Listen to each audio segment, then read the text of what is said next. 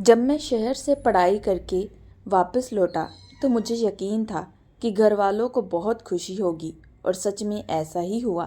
पूरा परिवार जैसे मेरे आने का इंतज़ार कर रहा था। माँ की आंखों में चमक थी और पापा की आवाज़ में गर्व था, क्योंकि अब मैं इंजीनियर बन चुका था। एक पढ़ा लिखा शहरी लड़का, और उनके लिए किसी सपने से पूरे होने जैसा था। घर आए मुझे 2 दिन भी नहीं हुआ था कि मेरी शादी की बात छेड़ दी गई।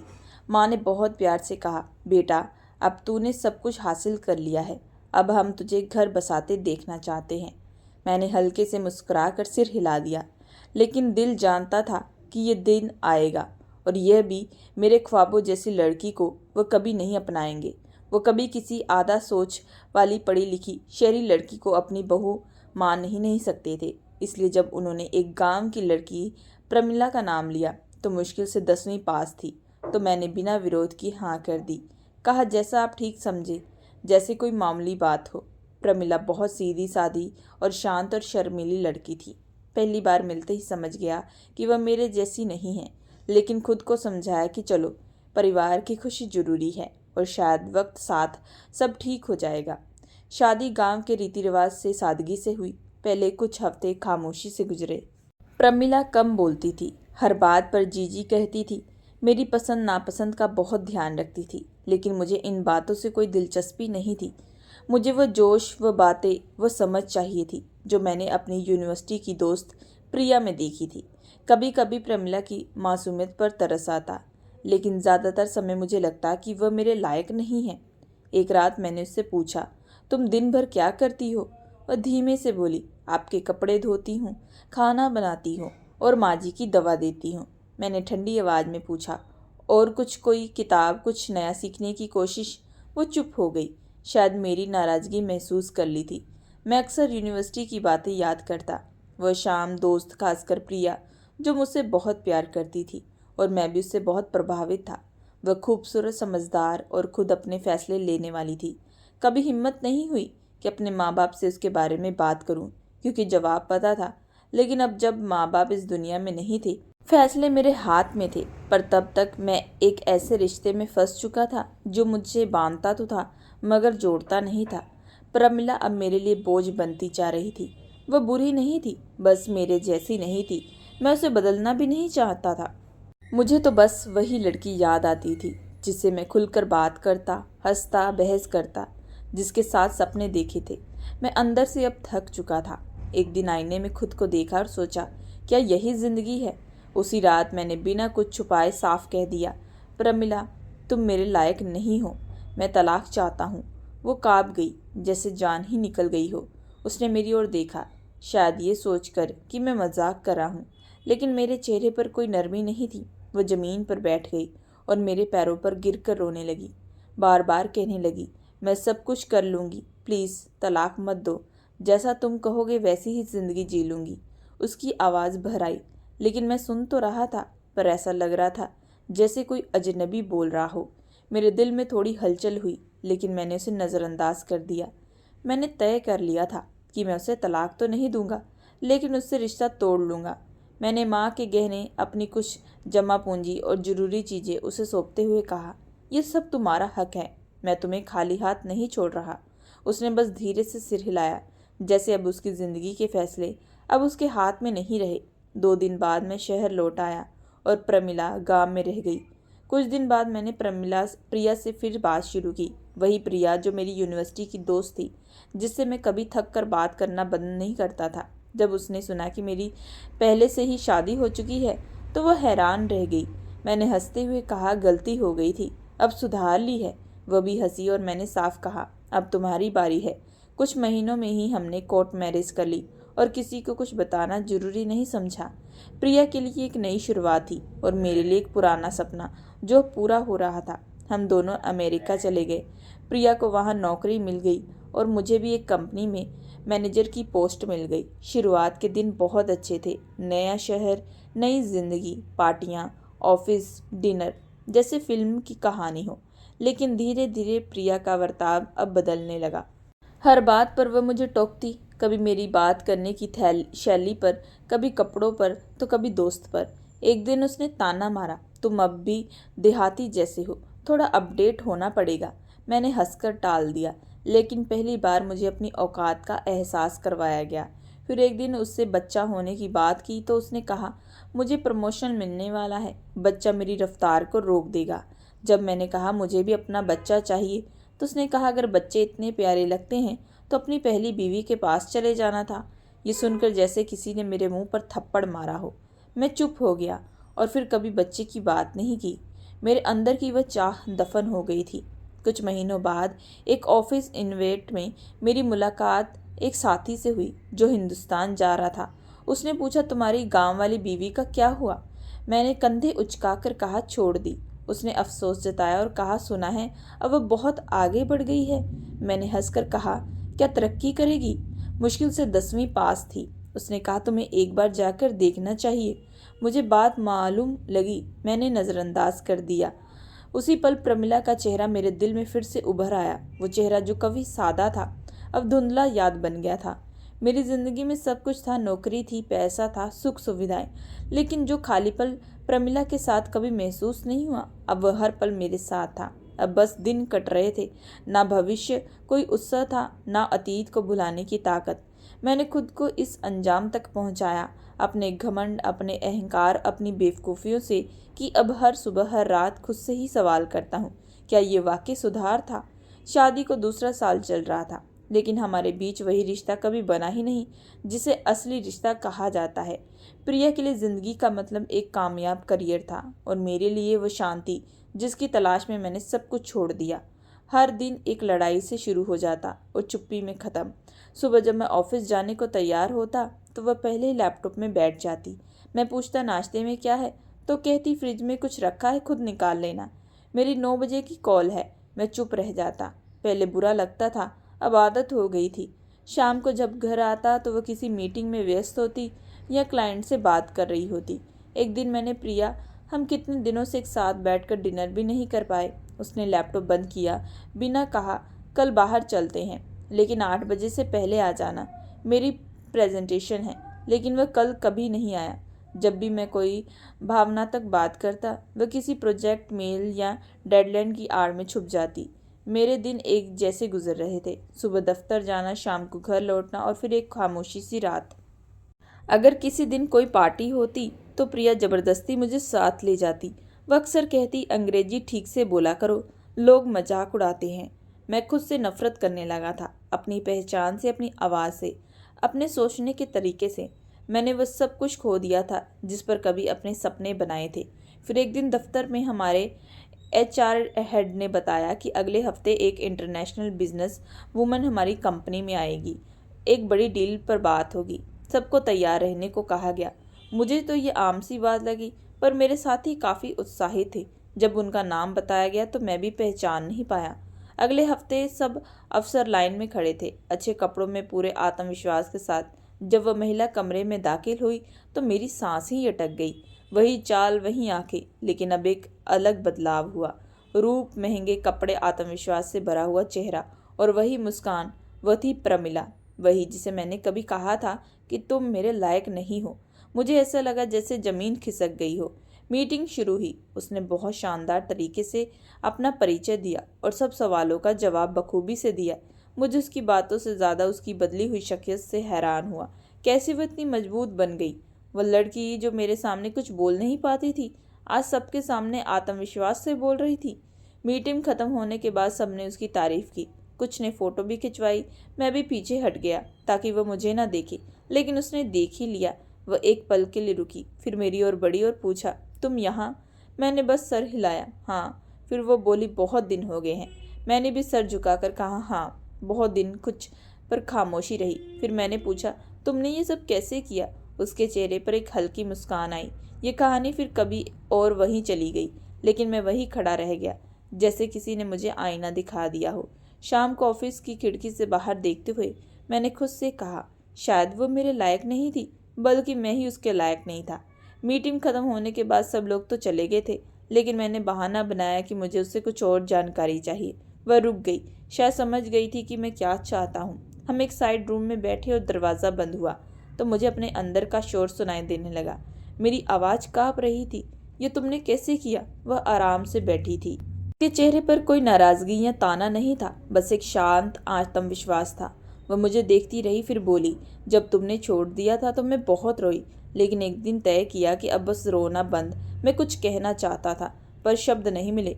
वो बोली, मैं वापस अपने माँ बाप के पास गई, लेकिन कुछ दिनों बाद पता चला कि मैं माँ बनने वाली हूँ। उस वक्त समझ में आया कि मेरी ज़िंदगी ख़त्म नहीं, अब शुरू हो रही है। पहले तुम्हारे लिए जीती थी, अब बेटी के लिए जीना था। मैंने हैरानी से पूछा, बेटी? वो मुस्कुराई, हाँ, अब 5 साल की है और मेरे साथ रहती है। मेरे दिल में कुछ चुभा, लेकिन मैंने छुपा लिया। मैंने पूछा, फिर तुमने क्या किया? वो बोली, शुरुआत में कुछ समझ में नहीं आया, सिर्फ 10वीं तक पढ़ी थी, फिर हिम्मत की। एक दिन मोबाइल पर ब्यूटी की वीडियो देखी और सीखना शुरू किया। मोहल्ले की लड़कियों का मेकअप करने लगी, फिर कढ़ाई सिलाई की। गांव और शहर की औरतें ऑर्डर देने लगी। माँ ने पहले मना किया, पर जब कमाई आने लगी तो सब चुप हो गए। मैंने पूछा, पढ़ाई? वो बोली, ओपन यूनिवर्सिटी से, फिर 11वीं में दाखिला लिया। बेटी के सो जाने पर पढ़ती थी, रात को वीडियो से बिजनेस ट्रिक सीखती थी। 3 साल में इंटर और फिर ग्रेजुएशन पूरी की। मैं चौंका, ये सब कैसे किया? वो मुस्कुराई, जब इंसान अंदर से टूटता है तो या तो सब बिखरता है या खुद को जोड़ता है। मैंने खुद को जोड़ा। उसकी बातों में दिखावा नहीं बल्कि असली गर्व था। मैंने पूछा, क्या दोबारा शादी का सोचा? थोड़ी देर चुप रही, फिर बोली, क्या ज़रूरत है? मेरा मकसद पहचान बनाना था, जो बन चुकी हूँ। बेटी के लिए माँ भी हूँ और बाप भी और दोस्त भी। मैंने नज़रें झुका ली, मेरे अंदर खालीपन था। वो बोली, मैंने तुम्हें कभी बद्दुआ नहीं दी, बस यही चाहा कि तुम्हें समझ आए कि औरत सिर्फ रोती नहीं, बनाती भी है। मैंने पूछा, क्या मैं अपनी बेटी को देख सकता हूँ?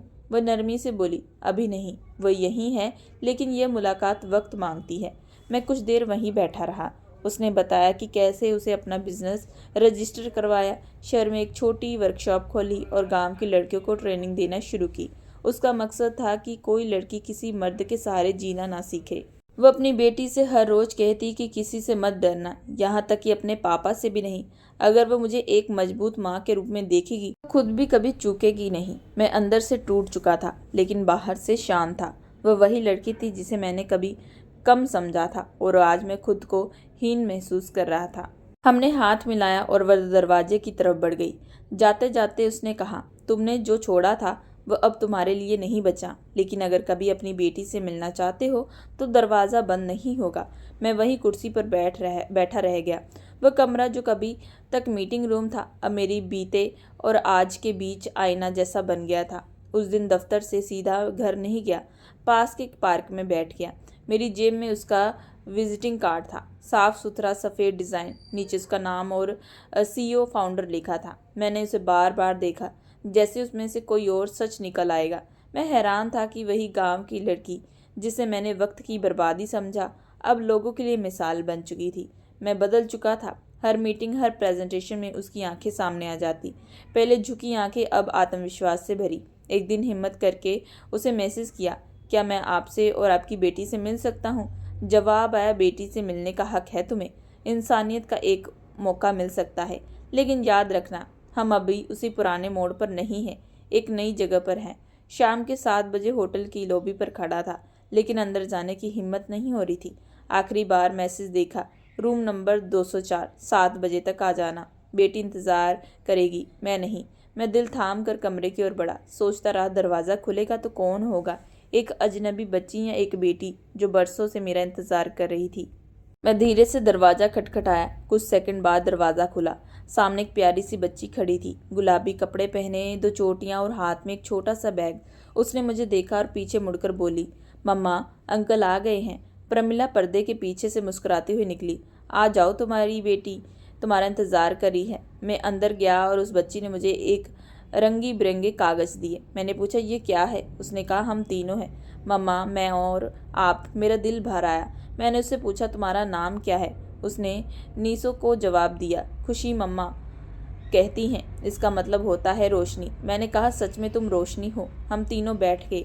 प्रमिला ने कहा, मैं नीचे कैफ़े जा रही हूँ, तुम दोनों बात कर लो, लेकिन याद रखना सिर्फ मेहमान हो।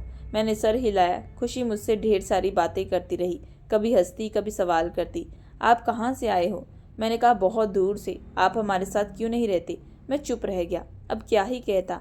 मैं वह बाप था जिसने कभी अपनी बेटी के बारे में सोचा तक नहीं था। खुशी ने बात बदल दी, आपको चॉकलेट पसंद है? मैंने कहा, बहुत। उसने बैग से एक चॉकलेट निकाली। यह मेरी आखिरी है, लेकिन आप ले लो। मैं मुस्कुरा पड़ा, आंखें नम हो गई। एक ऐसी सच्ची मोहब्बत बहुत कम देखने को मिलती है। 2 घंटे बीत गए, हम बातें करते रह गए। उसकी गुड़िया, स्कूल, दोस्त, सब कुछ। हर बात मुझे एहसास दिला रही थी कि मैंने क्या खोया है।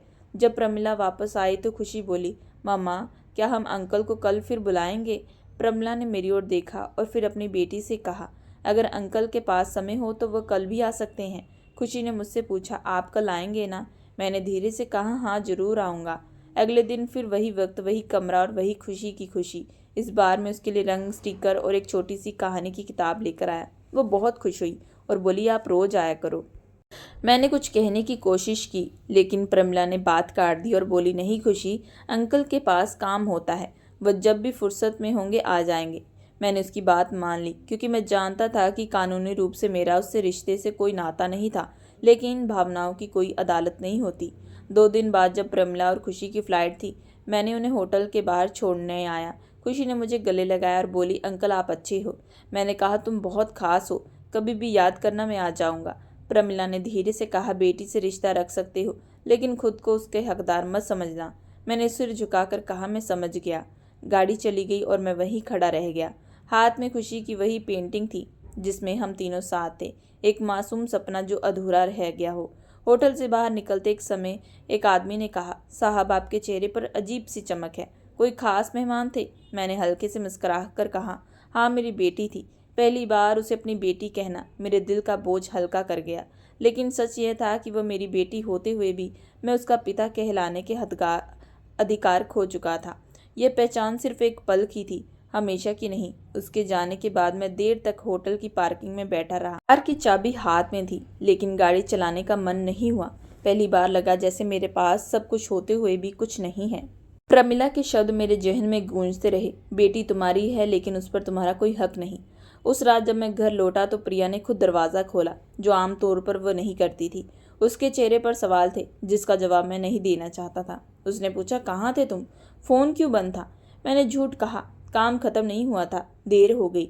लेकिन मेरी आवाज़ में भरोसा नहीं था। उसने गुस्से से कहा, झूठ मत बोलो, तुम अपनी पहली बीवी और बेटी से मिले थे, मुझे सब पता है। मैंने कोई जवाब नहीं दिया और चुपचाप कमरे की तरफ बढ़ गया।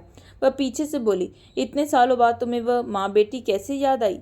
ये समझ आया कि तुम्हारी जिंदगी में कुछ खाली है। मैं रुक गया और कहा, हाँ शायद अब समझ आया। उसने फिर से पूछा, क्या मैं तुम्हारी जिंदगी में कभी पूरी तरह आई?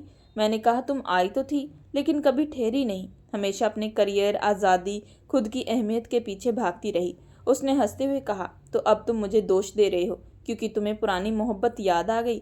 मैंने कहा, नहीं, किसी को दोष नहीं दे रहा, बस अब फ़र्क समझ में आया, वह भी बहुत देर से। इसके बाद घर से रोज़ लड़ाई, चुप्पी और ताने चलते रहे। एक दिन उसने कहा, अगर तुम्हें वह बीवी चाहिए जो तुम्हारी हर बात माने, खाना बनाए और बच्चों की परवरिश करे, तो तुम मुझ जैसी औरत से शादी ही क्यों किए? मैंने कुछ नहीं कहा। उसने और कहा कि तुमने मुझे हमेशा एक प्रोजेक्ट समझा जो तुम्हारी तारीफ़ें करे। तुम्हें एक ऐसी औरत चाहिए जो डर के मारे तुम्हारी बात माने और तुम्हारे कंट्रोल में रहे। मैंने कहा, तुमने मुझे कभी पति समझा ही नहीं, बस एक साथ रहने वाला आदमी समझा।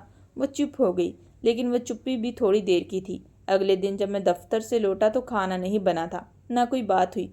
कमरा अलग हो गया, नींद और सोच भी अलग होगी। मैंने प्रमिला को मैसेज किया, बेटी ठीक है? जवाब आया, बहुत खुश है और सुरक्षित है, लेकिन उसे किसी विवाद में मत घसीटो। ये जवाब मेरे लिए एक और बंद दरवाज़ा था। दफ्तर में भी मन नहीं लगता था, काम बिगड़ रहा था। एक दिन बॉस ने बुलाया और कहा, तुम परेशान लग रहे हो। मैंने कहा, थोड़ा निजी मामला है। उन्होंने कहा, अगर निजी परेशानियां दिल पर हावी हो जाए तो काम को भी ख़त्म कर देती हैं। ये सुनकर मैं कुछ देर चुप हो गया। शायद अब मेरा दिल भी खोखला हो चुका था। उस हफ्ते की आखिरी में मैंने खुद से वादा किया कि प्रिया से खुलकर एक बात करूंगा। जैसे ही मैंने बात शुरू की वह गुस्से में फूट पड़ी। अगर तुम्हें अपनी बेटी से मिलना है तो मिल लो, लेकिन यह मत समझना कि यहाँ तुम्हें कोई इज्जत या सुकून मिलेगा। मैंने कहा, मुझे इज्जत नहीं चाहिए, बस थोड़ा सा सुकून चाहिए। उसने कहा, सुकून तुमने खुद छोड़ा था। जिस दिन तुमने पीछे मुड़कर देखा, उसी दिन अपनी आज की ज़िंदगी को ख़त्म कर दिया।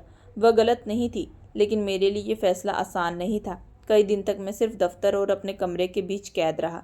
जो घर कभी ख्वाबों जैसा था अब पिंजरे जैसा लगने लगा। प्रिया पहले की तरह अपने काम में व्यस्त रहती, लेकिन हमारे बीच अब एक मोटा सा पर्दा आ गया। मैं अक्सर सोचता, क्या मैंने सब कुछ खो दिया? क्या कुछ बचा है? जवाब हमेशा एक ही आता, जो खोता है वो लौट कर नहीं आता। फिर भी दिल में एक उम्मीद थी कि शायद कहीं मौका दोबारा मिले। अब पहले जैसा नहीं, पर थोड़ा सुकून, थोड़ा सच्चा एहसास, वही स्पर्श हो जो मैंने खुद छोड़ दिया था। अब मैं रोज़ समय पर दफ्तर जाता और लौटता, लेकिन असल में कहीं भी वो नहीं होती। काम करते हुए कभी खुशी का चेहरा सामने आ जाता, कभी प्रमिला की आवाज़ सुनाई देती। जिंदगी अब बोझ नहीं, एक सजा बन चुकी थी, जो मैंने खुद ही अपने लिए तय की थी। एक दिन दफ्तर से लौटते वक्त मैंने अपनी पुरानी यूनिवर्सिटी का जाने का फैसला किया, बस यूं ही पुरानी यादों को महसूस करने के लिए। मेन गेट पर सब कुछ जाना पहचाना था, लेकिन अब कुछ भी वैसा नहीं था जैसा मैं छोड़कर गया था। वह कैफ़े जहाँ प्रिया और मैं बैठे थे, अब अजनबी से भरा था। मैं खुद को भी नहीं पहचान पा रहा था। कैंटीन के कोने में चाय पी रहा था, जब बगल में बैठे दो छात्र बात कर रहे थे। पता है, गांव की औरत ने अपने काम को सबको चौंका दिया। पहले सादी सी जिंदगी थी, अब लाखों में कमा रही है। औरत को आत्मनिर्भर बनना सीखना चाहिए। मेरी चाय गले में फंस गई। उन्हें क्या पता था कि यह प्रमिला मेरे अतीत की अधूरी कहानी है, जिसे मैंने खुद ही बर्बाद किया था। उसी शाम मैंने अपने पुराने दोस्त विनीत को फ़ोन किया, वही शख्स जो सब जानता था। मैंने कहा, क्या तुमने कभी सोचा है कि जो फैसले हम सही वक्त पर नहीं लेते, वही हमें बाद में बहुत दुख देते हैं? वह हंसा। अब तुम दार्शनिक बन गए हो। मैंने धीमे से कहा, अब पछतावा ही बचा है। उसने कहा, जो हाथ से निकल जाए वो वापस नहीं आता, लेकिन उसकी कीमत ज़िंदगी रोज़ वसूल करती है। अगले दिन मुझे एक सामाजिक सेमिनार में दफ्तर की ओर से भेजा गया। वहाँ कई संस्थाएं और अपने कामों के बारे में बता रही थी। तभी एक औरत मंच पर आई। वह थी प्रमिला। वही आत्मविश्वास, वही आवाज़, वही चमक जिसे मैं खो चुका था। उसने कहा, हम औरतें अक्सर सहारों की तलाश में हर वक्त गंवा देती हैं। हमें खुद अपना सहारा बनना सीखना चाहिए। फिर उसने अपनी संघर्ष भरी छोटी सी कहानी सुनाई। मैं चुपचाप सिर झुकाकर सुनता रहा। सेमिनार खत्म होने पर मैंने उसे एक तरफ रोक लिया। प्रमिला, उसने मुझे देखा जैसे पहले से जानती हो कि मैं कुछ कहूँगा। मैंने कहा, मुझे कुछ कहना है। वो बोली, कहो, लेकिन उसकी आवाज़ अब भावना से नहीं, सच्चाई से भरी। मैंने कहा, मैं तुम्हें समझा नहीं। अगर उस समय तुम्हें थोड़ा समझा होता तो शायद हम। उसने धीरे से कहा, जो तुमने छोड़ दिया था अब वो सिर्फ तुम्हारी याद में है, मेरी सच्चाई बन चुका है। मैंने कहा, तुम बहुत मजबूत हो। वह मुस्कुराई। मैं सिर्फ वही हूँ जो हर औरत बन सकती है, अगर वह टूटने के बाद खुद को फिर से जोड़ने का फैसला करे। उस दिन के बाद मैंने उसे कभी नहीं रोका। कोई सवाल नहीं, बस एक खालीपन हमेशा रह गया। हर बार जब कोई बाप अपनी बेटी के साथ खेलता या कोई पति अपनी पत्नी की सफलता पर गर्व करता, तो मेरे दिल का वह खाली कोना फिर से भर उठता। उस दिन दफ्तर से निकलते समय मैंने पहली बार गौर किया कि मेरी कार पुरानी हो चुकी है। कभी वह गाड़ी मेरे लिए गर्व की चीज़ थी, अब सिर्फ एक सवारी रह गई, जिसे कभी मैं अपनी ज़िंदगी के ख्वाब समझता था। वह अब सिर्फ एक दिन काटने का एक जरिया बन चुका था। आईने में मैं खुद को देखा, और बालों में सफ़ेदी, चेहरे पर थकान और आंखों में खालीपन था। गाड़ी चालू की, लेकिन मन कहीं और था। दिमाग उसी एक सवाल में अटक गया, अगर मैंने समय रहते समझ लिया होता तो क्या आज ये हाल होता? उसी शाम ऑफिस में एक ट्रेनिंग सेक्शन था। विषय था लीडरशिप, रिश्ते और व्यक्तिगत विकास। जो बोलने वाली थी वह कोई और नहीं बल्कि प्रमिला थी। उसका नाम सुनकर मैंने तुरंत रजिस्ट्रेशन करवा लिया। लगा ये इत्तेफाक नहीं, शायद किस्मत मुझे कुछ और सिखाना चाहती हो। कॉन्फ्रेंस रूम में बैठा मैं हर बार ध्यान से सुन रहा था। सामने वही प्रमिला थी, वही कागज, वही ठहराव, लेकिन वह अब किसी की पत्नी, बेटी या बहू नहीं थी। अब वह खुद अपनी एक पहचान थी। वह बोली, एक सशक्त महिला वही है जो सिर्फ दूसरों के सहारे न चले, बल्कि अपने लिए भी रास्ता बनाए। रिश्ते जरूरी है, लेकिन खुद की पहचान के बिना नहीं। सभी लोग तालियां बजा रहे थे। उसी रात मैंने अपनी डायरी का एक नया पन्ना खोला और लिखा, औरत कभी कमजोर नहीं होती। हम पुरुष उसे कमजोर समझते हैं ताकि अपने अहंकार को बचा सके। सालों लगे ये समझने में, लेकिन अब मुझे औरत की खूबसूरती सिर्फ चेहरे में नहीं, बल्कि उसके सपनों, सोच और बदलावों में दिखती है, बलिदानों में दिखती है। मैंने प्रिया से भी बात की कि हम दोनों एक दूसरे से माफ़ी मांगे। अब हम साथ नहीं थे, लेकिन अब हम अलग। लगाव में कड़वाहट नहीं, समझदारी थी। अगर आप लोगों को ये कहानी पसंद आई हो तो प्लीज़ हमारे चैनल को लाइक और सब्सक्राइब जरूर करें, एंड बेल आइकन का बटन जरूर दबाएं।